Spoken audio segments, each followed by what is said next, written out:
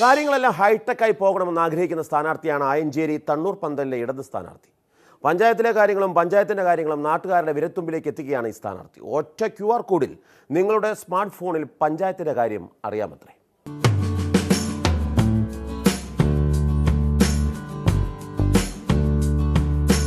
ഒരു ഹൈടെക് സ്ഥാനാർത്ഥി ഉണ്ടെന്ന് അറിഞ്ഞു വന്നതാണ്. ആയഞ്ചേരി പഞ്ചായത്തിലെ 4-ാം വാർഡിലെ ശ്രീജിലാൽ. ഇവിടെ വിജയിച്ചു കഴിഞ്ഞാൽ ഒരു QR കോഡാണ് വാഗ്ദാനം.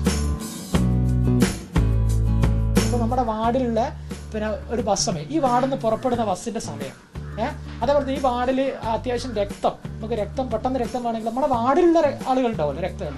അപ്പോൾ അത്ര ഏത് ഗ്രൂപ്പാണ് നമുക്ക് എന്ത് ചെയ്യുക, ഈ ഇതിലൂടെ മനസ്സിലാകും. 14-ാം തീയതി തെരഞ്ഞെടുപ്പ് നടക്കുമ്പോൾ വാവേ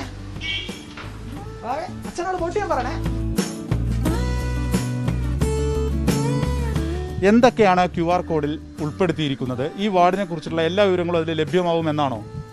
അതായത് നിലവിൽ ഇങ്ങനെ ഒരു സംവിധാനം, ഞാൻ ഇങ്ങനെ ഒരു മനസ്സിലൊരു ആഗ്രഹമാണ്. അപ്പോൾ എന്നെ നേരിട്ട് എല്ലാ ദിവസവും നമുക്ക് കാണണമെന്നില്ലല്ലോ. അപ്പോൾ ഞാനത് പുറത്താണെങ്കിൽ അപ്പോൾ എന്നെ ബന്ധപ്പെട്ട് കഴിഞ്ഞവർക്ക് ആ വിവരം അതത് സമയത്ത് നമ്മുടെ വീടിൻ്റെ മുന്നിൽ ഒരു QR കോഡ് കൊടുക്കും. അതുപോലെ ഒരു അപ്ലിക്കേഷനുണ്ട്. ഈ അപ്ലിക്കേഷൻ മുഖാന്തരമാണ് എന്ത് ചെയ്യുക, ഈ QR കോഡ് സ്കാൻ ചെയ്ത് അവരെ ആവശ്യങ്ങൾ, പ്രധാനപ്പെട്ട ആവശ്യങ്ങൾ, പഞ്ചായത്തുമായി ബന്ധിപ്പിക്കുന്ന പ്രധാനപ്പെട്ട ആവശ്യങ്ങൾ ഇതിലൂടെ അവർക്ക് കൃത്യമായി വിവരം കിട്ടും. പഞ്ചായത്തിന്റെ കാര്യങ്ങളും ഇതിൽ നോക്കിയാൽ മതി. അതെ, പഞ്ചായത്തിന്റെ കാര്യങ്ങൾ ഒരു വാർഡ് മെമ്പർ എന്ന് പറയുമ്പോൾ തെരഞ്ഞെടുക്കപ്പെടുമ്പോൾ ആ പഞ്ചായത്തിൽ പ്രധാനപ്പെട്ടായി വരുന്ന ആവശ്യങ്ങളുണ്ടല്ലോ, അതുൾപ്പെടെ എന്ത് ചെയ്യുക, ഇതിലൂടെ കൃത്യമായി മനസ്സിലാക്കാം. എന്നെ സംബന്ധിച്ചിടത്തോളം ഞാനൊരു അധ്യാപകനാണ്.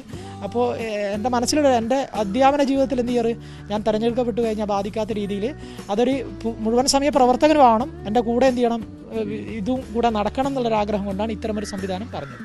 കാലം മാറുകയാണ്. വോട്ടർമാരെ കാണുന്ന രീതികളും അവർക്ക് നൽകുന്ന വാഗ്ദാനങ്ങളും വലിയ രീതിയിലും മാറുകയാണ്.